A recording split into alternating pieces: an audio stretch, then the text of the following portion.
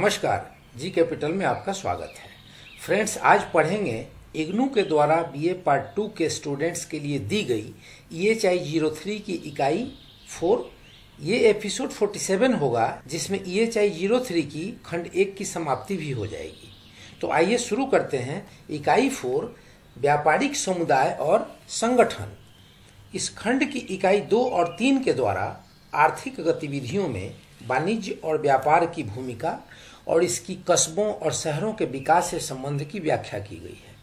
सामंती प्रवृत्तियों के सर्वांगीण विकास में उनकी भूमिका की भी व्याख्या की गई है। इस इकाई को एक पूरक भाग के रूप में देखा जाना चाहिए। यहाँ व्यापारियों और सौदागरों की समाज में अलग अलग भूमिका उनकी संगठित आर्थिक गतिविधियों के संदर्भ में समझाने की कोशिश की गई है। सदियों में उनकी स्थितियों में उतार चढ़ाव को भी दिखाया गया है। यह इकाई बड़े सौदागरों का छोटे कारीगरों और दस्तकारों पर व्यापक प्रभाव पर भी विशेष ध्यान देती है। 4.2 व्यापारी एक कड़ी के रूप में। व्यापारी उत्पादक और उपभोक्ता के बीच एक महत्वपूर्ण कड़ी है। वे भिन्न भिन्न क्षेत्र से कृषि उत्पादों और दस्तकारों और कारीगरों द्वारा बनाई गई चीज़ों को एकत्रित करते हैं और एक बड़े क्षेत्र में उसका वितरण करते हैं। वे सिर्फ तैयार माल का ही व्यापार नहीं करते, बल्कि कच्चे माल का भी व्यापार करते हैं। इस तरह अर्थव्यवस्था के विकास में महत्वपूर्ण भूमिका निभाते हैं। मध्ययुगीन काल के प्रारंभिक दौर में बड़ी तादाद में छोटे और बड़े व्यापारी माल जमा करने और वितरण में लगे रहते थे। ये स्थानीय के अलावा अंतर क्षेत्रीय होते थे। एक तरफ फेरी वाले, खुदरा विक्रेता और छोटे व्यापारी थे, तो दूसरी तरफ बड़े सौदागर और बड़े बड़े कारवां बनाकर चलने वाले व्यापारी थे। व्यापारियों और सौदागरों की समाज में सापेक्ष स्थिति उन दोनों कालों की व्यापारिक गतिविधियों से जुड़ी है, जिन्हें इकाई 3 में बताया गया है। उनकी भूमिका पर पहले दौर में ईस्वी 700 से 900 सीमित विनिमय के कारण विपरीत प्रभाव पड़ा था, जबकि दूसरे काल ईस्वी 900 से 1300 ईस्वी में व्यापार के पुनरुत्थान से व्यापारिक समुदायों को शक्ति, प्रभाव और प्रतिष्ठा में काफ़ी वृद्धि हुई। प्राचीन भारतीय ग्रंथ वैश्यों के लिए कृषि और पशुपालन के साथ साथ व्यापार को रोजी रोटी कमाने का वैधानिक तरीका बताते हैं। 7वीं शताब्दी में चीनी यात्री ह्वेनसांग ने वैश्यों को व्यापारी और शूद्रों को कृषक के रूप में बताया गया। हालांकि दोनों वर्गों के करीब आने की प्रक्रिया शुरू हो चुकी थी और शूद्र शराब, मधु, नमक और जौ इत्यादि का व्यापार करने लगे थे। गुप्त काल के बाद ब्राह्मणवादी वर्ण व्यवस्था बिखरने लगी थी और लोग वर्ण व्यवस्था से हटकर दूसरा व्यवसाय अपनाने लगे थे। सभी वर्ग और जाति के लोग व्यापार करने लगे थे। कुछ लोगों को यह मजबूरी में अपनाना पड़ रहा था, जबकि दूसरे लोग इसे अन्य आर्थिक गतिविधियों से ज़्यादा लाभप्रद पाते थे। 4.3 पहले दौर ईस्वी 700 से 900 में व्यापारियों की स्थिति। इन सदियों में व्यापार के सापेक्षिक पतन के कारण समाज में व्यापारियों की भूमिका काफ़ी घट गई थी। व्यापार के पतन और बाजार की कमी हो जाने के कारण व्यापारियों को मंदिरों और दूसरे उभरते जमींदारों की शरण में जाना पड़ा। इससे उनकी स्वतंत्र व्यापारिक गतिविधियां छिन गई और उन्हें उनके शरण देने वालों की जरूरतों और मांगों को पूरा करना पड़ता था। उड़ीसा और मध्य भारत के कुछ अभिलेखों से पता चलता है कि व्यापारियों, कारीगरों और सौदागरों को स्थानीय भूमिपतियों का संरक्षण मिलने लगा था। इससे उनकी स्वतंत्र गतिविधियों में काफ़ी कमी आई होगी। 8वीं व 10वीं सदी के दौरान ऐसे कोई भी प्रमाण नहीं मिलते हैं जिससे यह पता लग सके कि व्यापारियों का प्रशासन में कोई हाथ था, जबकि बिहार और उत्तर प्रदेश में मिली मुहरों से पता चलता है कि गुप्त काल में उनकी महत्वपूर्ण प्रशासनिक भूमिका थी। हालांकि व्यापार बिल्कुल लुप्त नहीं हो गया था। कुछ सौदागर विशेषकर खाड़ी तट पर सक्रिय थे, लेकिन उनकी संख्या बहुत कम थी और वे अधिकतर राजाओं, सामंतों और मंदिरों के लिए विलासिता की जरूरतों को पूरा करते थे। उस समय के आलेखों में व्यापारियों के बहुत कम विवरण से पता चलता है कि दक्षिण भारत में भी इन सदियों में व्यापार एक महत्वपूर्ण गतिविधि नहीं रह गई थी। दूसरे शब्दों में यह कहा जा सकता है कि प्रारंभिक मध्ययुगीन भारत के दौर में धनी और स्वतंत्र सौदागर वर्ग पूरी तरह से लुप्त तो नहीं हुआ था, लेकिन कम जरूर हो गया था। 4.4 दूसरा दौर, ईस्वी 900 से 1300 में व्यापारियों की स्थिति। प्रारंभिक मध्ययुगीन भारत में दूसरे दौर में व्यापारी वर्ग एक बार फिर प्रमुख हो गया और हम पाते हैं कि बड़ी तादाद में सौदागर विलास और जरूरत का सामान एक स्थान से दूसरे स्थान पर ले जाते थे। वे व्यापारिक विनिमय से काफ़ी धन इकट्ठा कर चुके थे और मंदिरों और पुजारियों को उपहार देकर उन्होंने समाज में ख्याति अर्जित कर ली थी। उनमें से कईयों ने प्रशासन में सक्रिय भूमिका निभाई और कुछ राज दरबार में मंत्री भी बने। उस काल के साहित्य और अभिलेखों में बड़ी संख्या में सौदागरों का विवरण है जो अपने विशेष व्यापार में संलग्न थे। इस तरह हम पाते हैं कि व्यापारी सोना, इत्र, शराब, अनाज, घोड़े, कपड़े, दही, पान इत्यादि के व्यापार में लगे हुए थे। कुछ व्यापारियों ने अपनी व्यापारिक गतिविधियों में सहायता के लिए सहायक या खुदरा व्यापारी नियुक्त किए। जैसे जैसे अंतर क्षेत्रीय व्यापार बढ़ता गया, व्यापारियों का एक विशिष्ट वर्ग सिक्कों के परीक्षण और विनिमय में लग गया। उधार देना भी सौदागरों का एक प्रमुख काम हो गया। हालांकि लोग धार्मिक उद्देश्य जैसे कि फूल चढ़ाने, दिया जलाने आदि के लिए मंदिर के खजानों में पैसा जमा करते थे, लेकिन कुछ ऐसे संदर्भ मिलते हैं जिसमें श्रेणी पैसे जमा करके उस पर सूद देती थी। पश्चिमी भारत में निक्षेप वाणिक नामक सौदागरों का एक समूह उभरा जो बैंकिंग और उधार देने में पारंगत था। गुजरात के एक समकालीन ग्रंथ लेखा पद्धति में एक ऐसे सौदागर के लड़के का वर्णन है जिसने अपनी पैतृक जायदाद से अपने हिस्से का दावा किया जिससे वह उधार देने का धंधा शुरू कर सके। मेधातिथि, जो कि एक वैधानिक टीकाकार था, उधार देने वालों के निगम की बात बताता है, लेकिन समकालीन साहित्य उधार देने वालों का एक चित्र प्रस्तुत करता है और उन्हें अविश्वसनीय बताता है, जो कि आम आदमी को पैसों की हेराफेरी कर ठगते हैं। इस काल में बहुत से क्षेत्रीय सौदागर समूहों का उदय हुआ जो अपने क्षेत्र के नाम से जाने जाते थे। ये मुख्यतः पश्चिम भारत से थे, क्योंकि इस क्षेत्र में बहुत से भूमार्ग थे जो पश्चिमी तटों को पूर्वी भारत के बाजारों और शहरों से जोड़ते थे। इसलिए इस क्षेत्र के कुछ स्थान के सौदागरों ने यह पाया कि अंतर क्षेत्रीय व्यापार में दक्षता ज़्यादा लाभप्रद है। इस तरह सौदागरों के ओसवाल नाम के समूह की उत्पत्ति ओसिया से हुई, पालीवाल की पतली से, श्रीमाली की श्रीमाला से और मोधा की मुंधेरा से हुई। उनमें से ज़्यादातर लोग मारवाड़ी कहे जाते हैं। मारवाड़ी अर्थात मारवाड़ के सौदागर। अपने क्षेत्रीय नाम के अलावा सौदागर लोग कई दूसरे नामों से भी जाने जाते थे। उनमें से दो हैं श्रेष्ठी और सरथवाह। ये दोनों नाम काफ़ी पहले से प्रचलित हैं। श्रेष्ठी एक धनी थोक व्यापारी था जो शहर में रहता था और अपना धंधा खुदरा व्यापारियों और एजेंटों के सहारे से करता था। समय समय पर वह छोटे व्यापारियों को सामान और पैसा उधार देता था और इस तरह का वह एक बैंकर का काम भी करता था। हालांकि जैसा हम पहले बता चुके हैं कि उधार देना एक अलग और विशेष धंधा बन गया था। कारवां के नेता को सरथवाह कहा जाता था, जिसकी देखरेख में सौदागर सुदूर जगहों पर माल बेचने व खरीदने जाते थे। वह अत्यंत योग्य माना जाता था, जिसे सिर्फ मार्ग का ही नहीं बल्कि भाषा और विभिन्न क्षेत्रों के विनिमय के नियमों का भी पता होता था। कृषि के विस्तार से और 8वीं और 9वीं सदी के उपरांत उत्पादों की उपलब्धता से दक्षिण भारत में भी व्यापारिक विनिमय में वृद्धि हुई। इससे एक व्यापारिक समुदाय का उदय हुआ जो अपना पूरा समय स्थानीय विनिमय में लगाता था। यह वर्ग अंतर क्षेत्रीय और अंतर्देशीय व्यापार में भी हिस्सा लेते थे। पूर्वी भारत के समान दक्षिण भारत में भी व्यापारियों ने कुछ खास वस्तुओं जैसे कपड़ा, तेल या घी, पान के पत्ते, घोड़ों आदि के व्यापार में भी दक्षता हासिल कर ली। स्थानीय स्तर पर क्षेत्रीय बाजार, जिन्हें नगरम कहा जाता था, विनिमय के केंद्र थे। यह कृषि बस्तियों के पास थे, जो न केवल आसपास के क्षेत्रों से माल एकत्र करते थे बल्कि दूसरे क्षेत्रों से आने वाले व्यापारियों से माल विनिमय भी करते थे।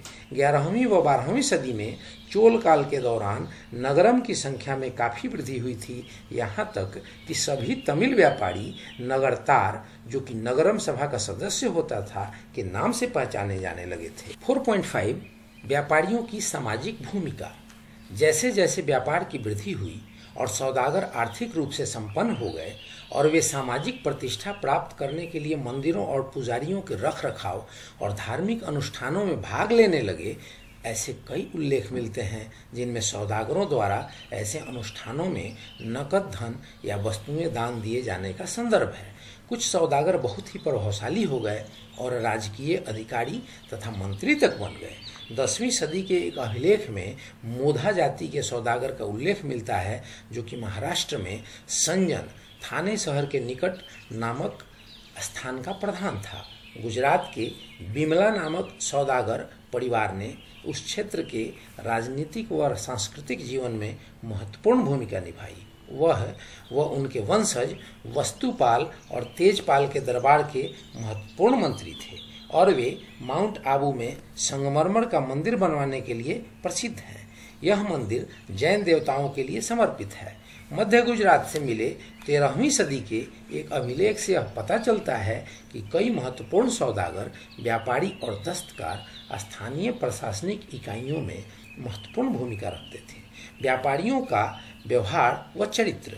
विदेशी लेखकों और यात्रियों जैसे अल इदरीसी और मार्को पोलो 13वीं सदी भारतीय व्यापारियों की अपने व्यापार में ईमानदारी और सच्चाई के लिए तारीफ करते हैं, किंतु हम समकालीन भारतीय साहित्य में बेईमान व लालची सौदागरों का जिक्र भी पाते हैं। कश्मीर लेखक क्षेमेंद्र ने एक ऐसे ही स्वार्थी सौदागर की चर्चा की है, जो अकाल या कोई अन्य विपदा के आने पर खुश होता था, क्योंकि उसे आशा रहती थी कि वह जमा किए हुए अनाज से काफ़ी पैसा कमा सकेगा। पश्चिमी भारत का 11वीं सदी का ग्रंथ सौदागरों को उनकी स्थिति और चरित्र के आधार पर 2 भागों में बांटता है, उच्च और निम्न। यह बताता है कि धनी सौदागर जो बड़े पैमाने पर समुद्र या स्थल मार्गों द्वारा व्यापार करते थे, वे काफ़ी विख्यात थे, जबकि छोटे सौदागर जैसे फेरी वाले और खुदरा व्यापारी जो लोगों को नकली बाटों का इस्तेमाल करते ठगते थे, वे समाज में तिरस्कार की नज़र से देखे जाते थे। कारीगर लोगों को भी बेईमान लोगों की श्रेणी में रखा जाता था। यह बात ध्यान देने योग्य है कि इनमें से कुछ विचार उस समय के सामंती प्रवृत्तियों को दर्शाते हैं, जिसमें अपने हाथ या अपने संसाधनों से काम करने वाले लोगों को तिरस्कार से देखा जाता था। 4.6 व्यापारियों का संगठन। सौदागरों की शक्ति व सम्मान का स्रोत सिर्फ धन नहीं था, बल्कि उनके द्वारा बनाई गई श्रेणियों से था, जो उनके हितों की रक्षा करती थी।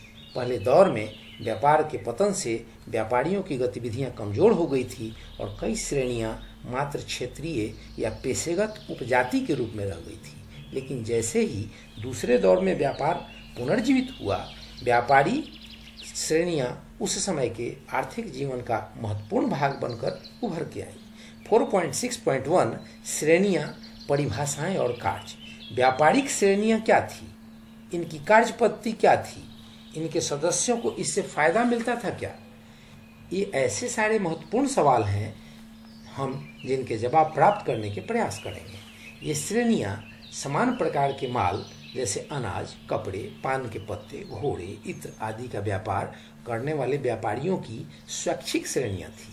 इसकी स्थापना स्थानीय व भ्रमणशील सौदागर करते थे। स्थानीय सौदागरों द्वारा बनाई गई श्रेणियां अस्थायी होती थी, जबकि भ्रमणशील सौदागरों की श्रेणियां एक खास यात्रा के लिए बनाई जाती थी और यात्रा के अंत में उन्हें भंग कर दिया जाता था। श्रेणियां अपनी सदस्यता और कार्य पद्धति के लिए खुद नियम और कानून बनाती थी।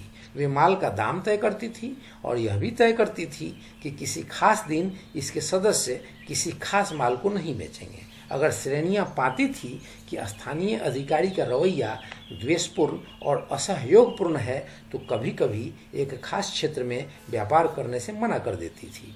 व्यापारी श्रेणियां धार्मिक हितों के संरक्षण का काम भी करती थी। अभिलेखों में कई ऐसे उदाहरण मिलते हैं जहां श्रेणियों ने सामूहिक रूप से अपने माल की खरीद बिक्री पर मंदिर के रखरखाव या अनुष्ठान के लिए अतिरिक्त कर देने के लिए निर्णय लिए। श्रेणियां आमतौर पर एक प्रमुख के अधीन काम करती थी जिसका चुनाव श्रेणियों के सदस्य करते थे। श्रेणियों के आर्थिक मामलों को तय करने में यह प्रमुख प्रधान न्याय अधिकारी की भूमिका निभाता था। यदि सदस्य श्रेणियों के नियम तोड़ते थे तो वह श्रेणियों की सदस्यों को सजा दे सकता था, निंदा कर सकता था या उनको निकाल सकता था। उसका एक मुख्य कार्य था राजा से सीधा संबंध बनाए रखना और अपने साथी सौदागरों की ओर से बाजार की चुंगी और कर को तय करना। व्यापारिक गतिविधियों के विकास की श्रेणियों के प्रमुख को समाज में अपनी शक्ति और प्रतिष्ठा बढ़ाने में सहायता मिली और उनमें से कई स्थानीय प्रशासनिक परिषदों में अपने सदस्यों के प्रतिनिधियों का काम भी करते थे। श्रेणियों के सदस्यों को एक कठोर नियम के तहत काम करना पड़ता था। वे अपनी तरफ से कार्य में कोई पहल नहीं कर सकते थे, लेकिन इससे उन्हें कई तरह के लाभ मिलते थे। उन्हें अपनी आर्थिक गतिविधियों में श्रेणियों का पूरा समर्थन प्राप्त था। इस तरह वह स्थानीय अधिकारियों द्वारा परेशान नहीं किए जाते थे, जबकि एक फेरी वाले की तुलना में श्रेणी की सदस्यता के कारण बाजार में उनकी ज़्यादा साख रहती थी। इसके बावजूद श्रेणियों के प्रमुख का रवैया रूखा और कठोर होता था। सौदागरों के लिए श्रेणियां आर्थिक व शारीरिक संरक्षण का साधन थी। उस समय के लेख व टीकाओं में व्यापारियों की श्रेणियों के भिन्न भिन्न नाम हैं, जैसे नाइगमा, अहेवनी, समूहा, सार्थ, संघ आदि। नाइगमा ऐसे कारवां सौदागरों का संघ था जो कई जाति के थे और दूसरे देशों से व्यापार करने के लिए साथ साथ चलते थे। मेधा तिथि के अनुसार श्रेणी व्यापारियों, उधार देने वालों और कारीगरों का एक समूह था, जबकि कुछ लेखकों का मानना था कि यह सिर्फ कारीगरों का समूह था।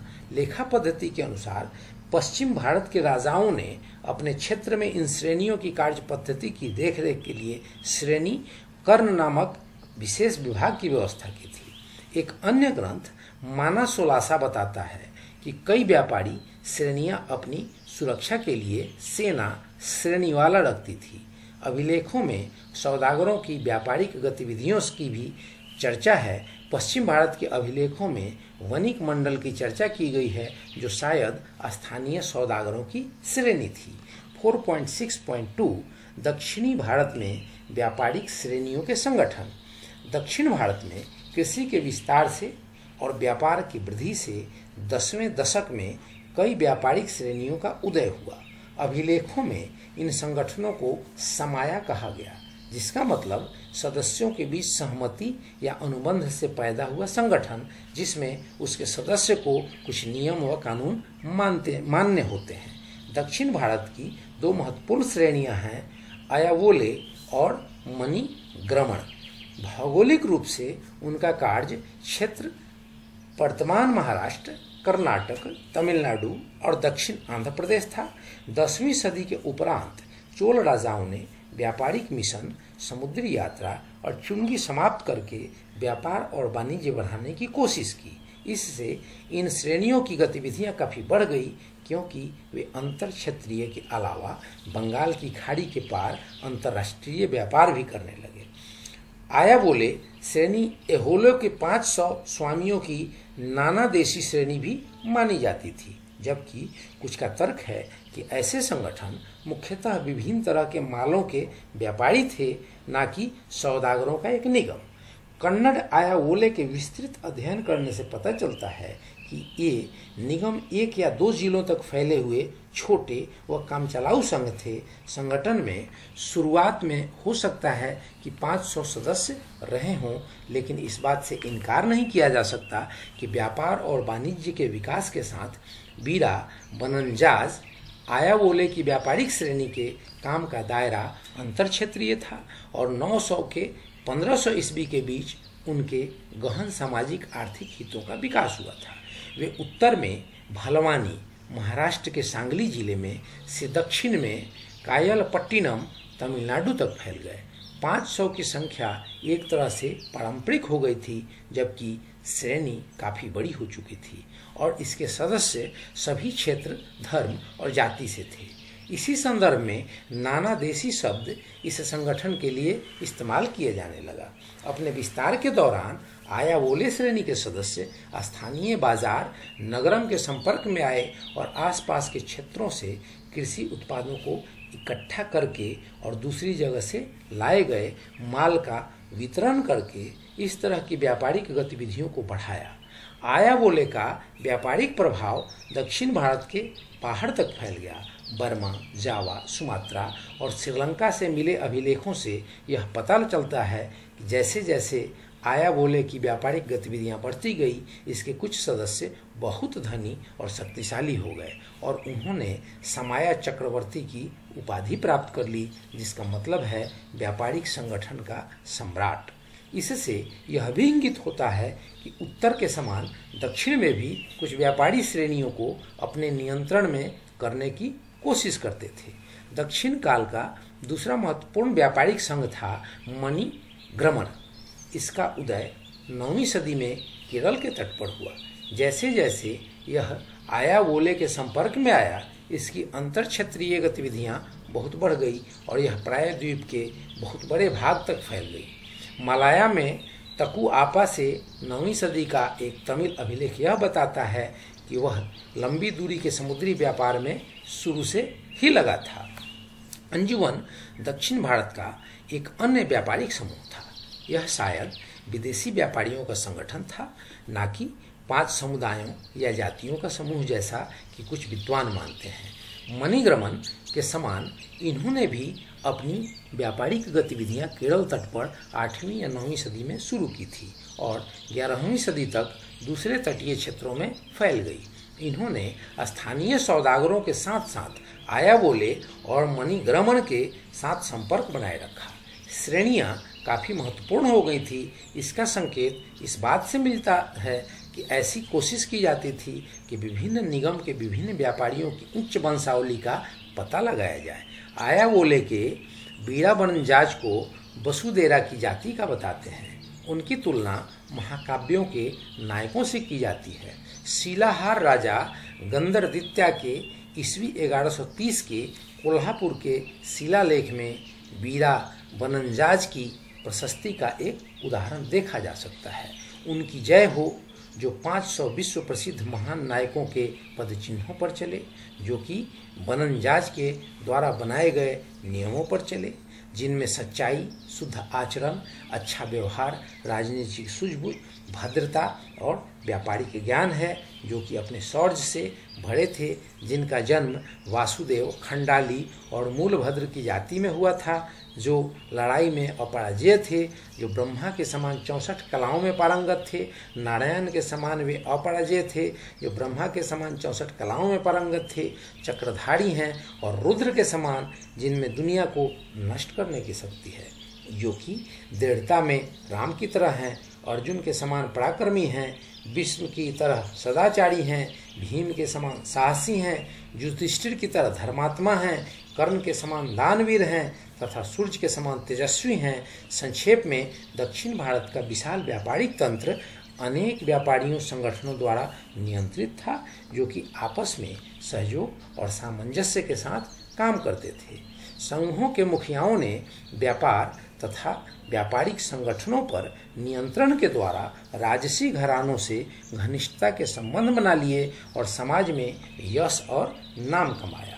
4.7 व्यापारियों तथा शिल्पकारों के बीच संबंध। समकालीन स्रोतों में व्यापारियों तथा शिल्पकारों, जो कि वाणिज्य में एक दूसरे पर परस्पर निर्भर वर्ग थे, के संबंधों के सही स्वरूप का प्रमाण नहीं मिलता है। इसलिए यह नहीं कहा जा सकता कि शिल्पकार जैसे बुनकर, धातुकर्मी आदि स्वतंत्र रूप से कार्य करते थे, या व्यापारियों, जो कि उन्हें धन या कच्चा माल या दोनों उपलब्ध कराते थे, के आदेशानुसार कार्य करते थे। परंतु इस बात के प्रमाण हैं कि व्यापारियों द्वारा कच्चे माल तथा तैयार माल के संगठन पर अधिक नियंत्रण कायम करने से शिल्पकारों की गतिविधियों पर उनका प्रभाव काफी बढ़ गया। अलबरूनी जो 11वीं शताब्दी में भारत आया तथा लक्ष्मीधारा जो कि 12वीं शताब्दी का एक विधि शास्त्री था, हमें बताते हैं कि शिल्पकार व्यापारियों के बीच रहते थे। इससे पता चलता है कि व्यापारी शिल्पकारों को कच्चा माल तथा पूंजी उपलब्ध कराते थे, जो कि व्यापारियों के निर्देशों तथा मांग के अनुसार माल तैयार करते थे। तमिलनाडु में इरोडे में पाया गया 11वीं शताब्दी का एक अभिलेख व्यापारियों द्वारा शिल्पकारों को शरण दिए जाने की चर्चा करता है तथा इस बात से शिल्पकारों की व्यापारियों पर निर्भरता प्रदर्शित होती है। जैसे जैसे व्यापार तथा वाणिज्य का विस्तार हुआ, व्यापारियों ने खरीद फरोख्त के वाणिज्यिक तंत्र पर एकाधिकार स्थापित करने की कोशिश की। इसके कारण शिल्पकारों द्वारा स्वयं अपने माल को बेचने की क्षमता को हानि पहुंची, परंतु कुछ ऐसे प्रमाण मिलते हैं जिनके अनुसार तेली तथा बुनकर अपने माल को स्वयं बेचते थे, जिसके कारण वे मंदिरों और पुजारियों को अनुदान देने की क्षमता तथा धन पा सके। यह कहा जा सकता है कि प्रारंभिक मध्ययुगीन काल में शिल्पकार बड़े व्यापारियों पर आर्थिक रूप से निर्भर थे। सारांश 4.8 व्यापारियों को उत्पादक तथा उपभोक्ता के बीच महत्वपूर्ण कड़ी मानते हुए इस इकाई ने रेखांकित किया। प्रारंभिक मध्ययुगीन भारतीय समाज तथा अर्थव्यवस्था में व्यापारी तथा सौदागरों की स्थिति में सापेक्षिक उतार चढ़ाव रहा। उनकी स्थिति उस समय के वाणिज्यिक गतिविधियों से जुड़ी थी। 700 से 900 ईस्वी में व्यापार के सापेक्षिक पतन से धनी और स्वतंत्र सौदागर वर्ग का अंत तो नहीं हुआ, किंतु यह वर्ग कम हो गया। 900 से 13वीं ईस्वी में व्यापार तथा वाणिज्य के पुनरुत्थान के साथ सौदागरों का एक बार फिर प्रभावी होना और व्यापारियों ने काफ़ी धन इकट्ठा कर और धार्मिक प्रतिष्ठानों को उपहार देकर समाज में सम्मान प्राप्त किया। कई व्यापारी प्रशासनिक ढांचे में काफ़ी प्रभावी हो गए। क्षेत्रीय सौदागर वर्गों का उदय, व्यापारियों के संगठनों जैसे श्रेणियों का अस्तित्व में आना जो व्यापारिक गतिविधियों को नियंत्रित करती थी। श्रेणियों के अंतर क्षेत्रीय और अंतर्देशीय गतिविधियां, विशेषकर दक्षिण भारत में भ्रमणशील व्यापारियों की भूमिका, बड़े सौदागरों का कारीगरों और दस्तकारों पर बढ़ता प्रभाव। तो फ्रेंड्स, यहाँ हुआ ये इकाई 4 समाप्त और इसके साथ ही ये इकाई 03 की खंड 1 की भी समाप्ति हो चुकी है। तो फ्रेंड्स, अब यहाँ तक आने के बाद आप इसके सारे बोध प्रश्नों को तैयार करें और बोध प्रश्नों का आंसर शीट तैयार करें। आंसर तैयार करने में इस लेक्चर की मदद ले सकते हैं और जब इस लेक्चर को सुनकर आप अपनी नोटशीट तैयार कर लेंगे तो उस नोटशीट को कंठस्थ करना, अपने ध्यानस्थ करना न भूलें, ताकि अगले एग्जाम में आपको कोई असुविधा न हो और 100 में 100 नंबर आपको मिल सके। तो फ्रेंड्स, यहाँ होता है चैप्टर समाप्त। अब इस वीडियो को लाइक करें, शेयर करें, सब्सक्राइब करें और बेल आइकन बटन प्रेस करना ना भूलें, ताकि ऐसी इन्फॉर्मेटिव वीडियो सबसे पहले आप तक पहुंचे। जय हिंद, जय भारत।